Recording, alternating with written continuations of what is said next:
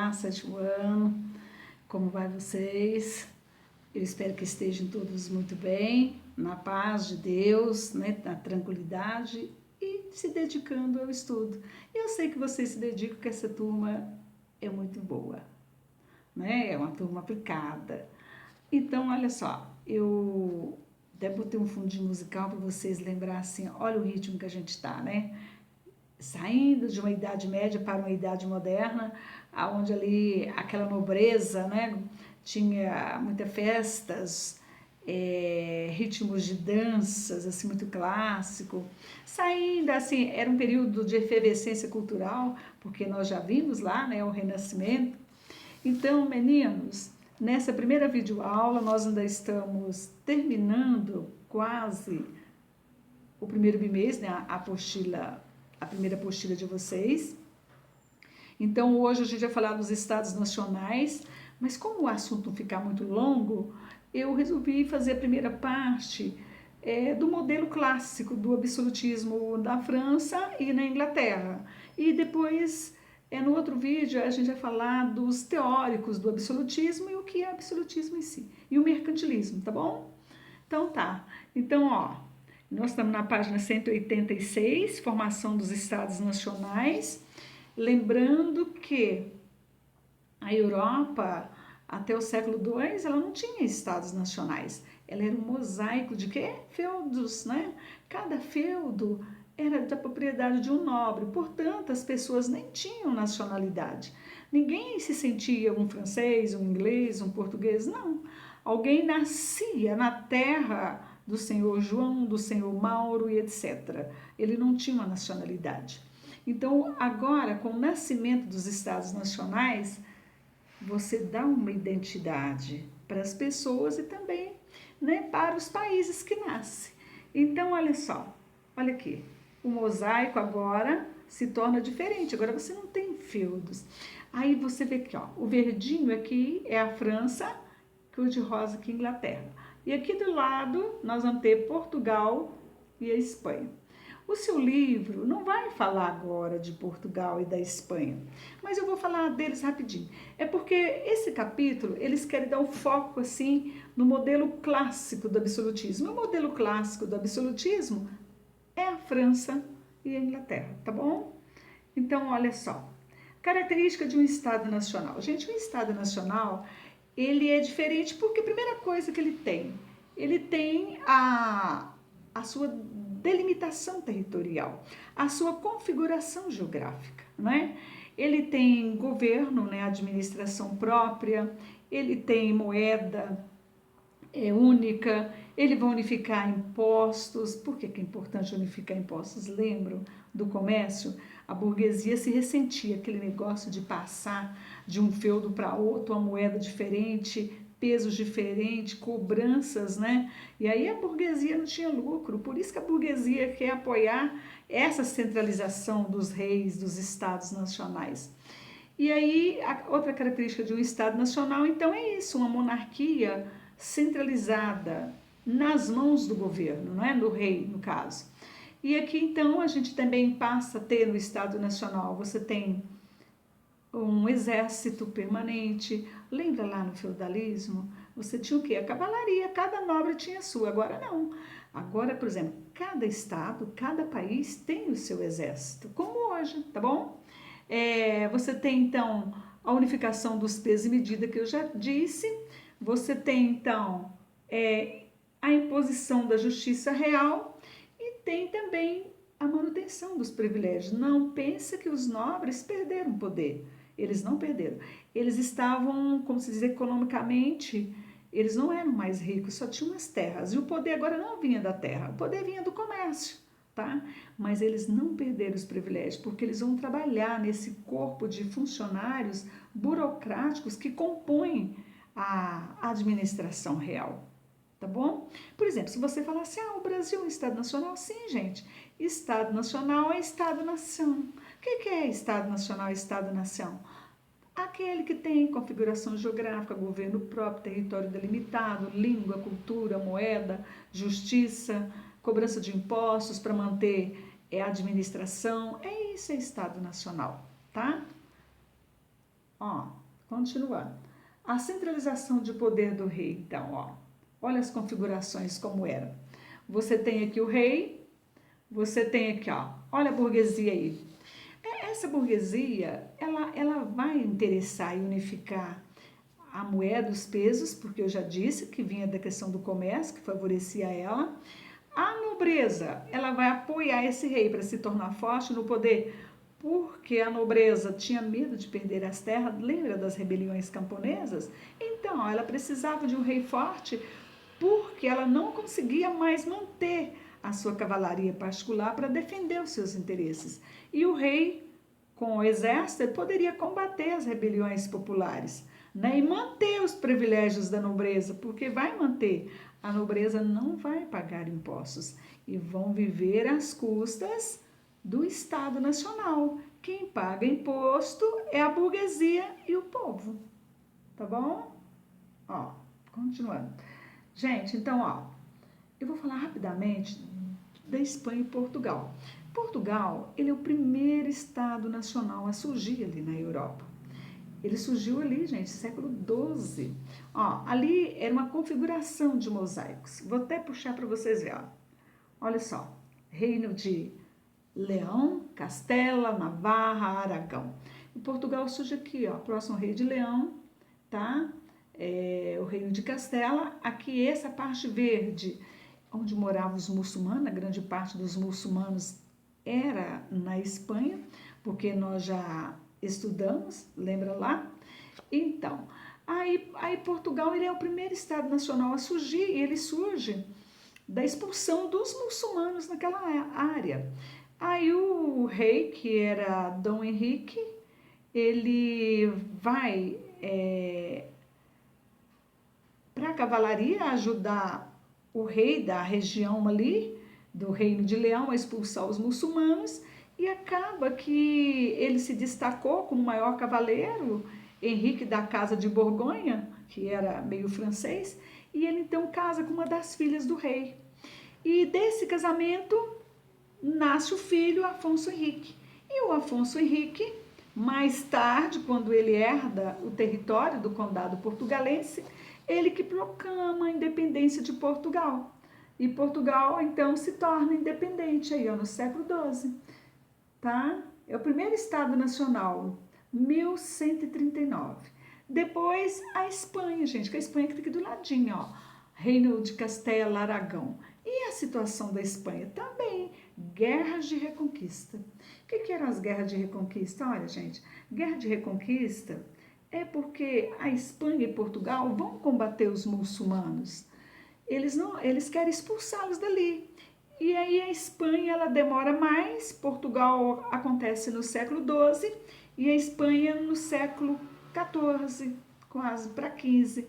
E ela vai unificar ali o Reino de Leão e Aragão no casamento de Fernando de Aragão com Isabel do Reino de Castela. E aí forma-se a Espanha em 1492. E nós vamos voltar a estudar isso aqui, porque foi essa monarquia que vai patrocinar o Cristóvão Colombo, que chega às Américas. Tá bom? A gente vai voltar a falar. O exemplo clássico da França, gente, a França foi no século XVI, ao século XVIII, como esse modelo clássico de monarquia absoluta. O que era monarquia absoluta? O poder concentrado nas mãos do rei. Tinha justiça? Era o rei. Fazia as leis? Era o rei. Então, o rei, ele governava com poderes plenos e com aliança com a nobreza e a burguesia. Mas a burguesia não tinha papel de destaque no governo. A burguesia, quando ela queria participar das festas, né, que o rei promovia, a burguesia precisava comprar títulos de nobreza. Era conhecida como a nobreza de toga. E os nobres continuavam com aquela questão da tradição. O que era a tradição? Nobre de sangue azul. E nessa época a França ela passou por grandes problemas porque ela também ainda tinha, gente, que nós vamos estudar ainda, conflitos religiosos. O conflito religioso era a briga de católicos e protestantes, devido à reforma protestante que acontece no século XV, lá do Martinho Lutero, que nós vamos ver ainda. E nesse período, quando o rei era católico, francês, quando o rei francês era católico, a rainha, eles perseguiam os protestantes. E quando o rei era protestante, acabava perseguindo os católicos. Mas muitas vezes na França era o seguinte, mesmo que o rei tivesse um viés protestante, ele tinha todo um legislativo que era ligado à Igreja Católica e ele muitas vezes tinha que converter a religião católica, senão não governava ali, tá? Então nós temos destaque aí o Henrique IV, tá? O rei Luís XIV, ele era considerado o rei sol. Ele falava, o Estado sou eu. Esses reis, gente, usavam muitas perucas louras, né, cacheadas, ou morenas, todas cacheadas, eram cabelos assim amarrados, tá? Muito luxo. Esse rei, eles trabalhavam com uma economia mercantilista, do Estado controlando tudo, e dois primeiros ministros importantes desse período. Um era da Igreja Católica, o cardeal Richelieu, né? Ele trabalhou com Luís XIII, e mais tarde o Luís XIII já vai buscar outro tipo de primeiro-ministro, ele já vai buscar a burguesia, já querendo dar um chega para lá na nobreza, né? Já tinha assim, ele queria reestruturar o Estado, cobrar mais imposto, então ele chama um burguês para vir trabalhar, né, no governo. Já era uma forma de arrecadar, e o governo, o ministro dele, o Colbert, fez um bom governo, uma boa administração. Mas também esses reis gastavam muito. Gastavam porque tinha muita festa, muito luxo, a nobreza não pagava imposto, né? Vivia às custas da benesse do Estado, até eles tinham um emprego lá, mas só aparecia no dia de receber o pagamento. No fundo, não trabalhavam. Existia uma função para eles, mas para eles receberam um salário. Entendeu? Esse era o Estado absoluto da França. L'État c'est moi. O Estado sou eu. Tá bom?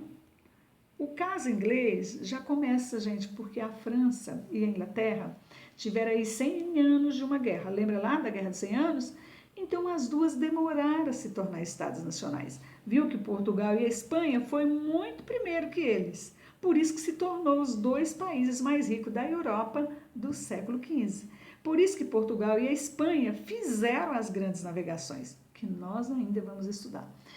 E a Inglaterra, assim que saiu da Guerra das Duas Rosas, da Guerra dos 100 Anos, ela, pior que a França, ela passou por uma Guerra das Duas Rosas, que era uma briga de duas famílias nobres, a dos Yorks e a dos Lancasters. Os Lancasters usavam a rosa vermelha e os Yorks uma rosa branca. Por isso que eles falam Guerra das Duas Rosas. E essa guerra é por qual motivo? Briga de famílias por poder. E aí ela vai terminar quando o Henrique Tudo casa com um membro da família dos Lancaster, né? Ele era apoiado pelos Yorks, e aí a guerra encerra. E aí ele vai inaugurar o Estado moderno inglês. Ele tornou-se o Henrique VII. E ele subjugou a nobreza e governou com o apoio dos comuns. Comuns quer dizer a nobreza inglesa, entendeu? Até hoje a Inglaterra, ela tem dentro do parlamento a Câmara dos Lordes, que é dos nobres, e a Câmara dos Comuns, que são homens do povo, certo? Isso é os comuns, na Inglaterra até hoje, tá bom? O Henrique VIII, que era filho do Henrique VII, ele vai passar ao governo dele, ele vai fazer uma reforma religiosa na Inglaterra, que é a reforma anglicana. Ele rompe com a Igreja Católica, isso era durante as reformas luteranas, e ele cria a religião anglicana, onde ele é o chefe religioso. E mais tarde a filha... Porque o Henrique, ele queria casar, divorciar da esposa dele, Catarina de Aragão, para casar com Ana Bolena. A Igreja Católica não aceitava o divórcio, assim como até hoje também ela não aceita. Mas naquela época, pior ainda, a Igreja Católica não quis anular o casamento dele. Aí ele rompe com a Igreja Católica, se divorcia de Catarina de Aragão, que era espanhola, e casa com Ana Bolena.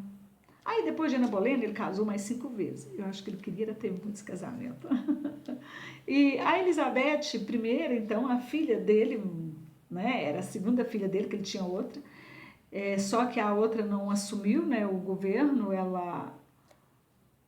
aí o rei, a Elizabeth, após a morte do pai, ela assume o governo como Elizabeth I. Governou 45 anos ali a Inglaterra, foi um governo modelo absolutista, mas ela foi uma rainha que soube investir na economia inglesa, desenvolveu a economia, desenvolveu a força da frota comercial militar. Ela incentivou os corsários, aqueles piratas patrocinados pelo governo que assaltava os navios carregados de ouro e prata. Como eles não tinham colônia nas Américas ricas, como a Espanha, eles mandavam assaltar os navios espanhóis carregados de riqueza. Aí dos portugueses também. Então essa ação dos corsários em roubarem alto mar para o governo inglês, incentivado pela rainha Elizabeth, fez a Inglaterra ter tesouros e riquezas, muito. E aí essa ação dos corsários com os investimentos em outras áreas torna a Inglaterra mais tarde, ela vai assumir o lugar que era de Portugal, lá no século XVII. Portugal vai perder, isso a gente vai estudar mais à frente, não vou falar agora para não ficar um assunto extenso. Meninos, então nossa aulinha vai terminar aqui, eu vou deixar a atividade do livro, também vai ter lá no GR8, tá bom? Eu quero que vocês dêem uma lida nesse texto do que eu falei, o absolutismo inglês e o absolutismo francês, a formação dos Estados Nacionais. Sublinhe-se o livro. O que você não entender, se entre em contato comigo e fala: professora, eu não entendi aquela parte, você poderia me explicar? Eu li e não entendi, tá bom? Eu quero que vocês entendam, eu quero que vocês gostem dessa matéria, porque é uma matéria boa, para a gente poder entender, para a gente entender o processo dos estados hoje, tá? Dos estados nacionais, dos estados-nações hoje. Dá para a gente fazer um paralelo, a gente vai fazer o paralelo aqui, porque senão fica um vídeo extenso e você nem vai querer ficar me ouvindo falar assim. Ainda mais que a nossa aula é boa e interativa, né? Porque, ai, que falta que eu sinto de vocês levantar a mão e perguntar. Sabe aquele colega seu que toda hora levanta a mão? Eu sinto muita falta. Mas eu gosto que pergunta, né? Aí, então, essa interação da gente faz falta, tá?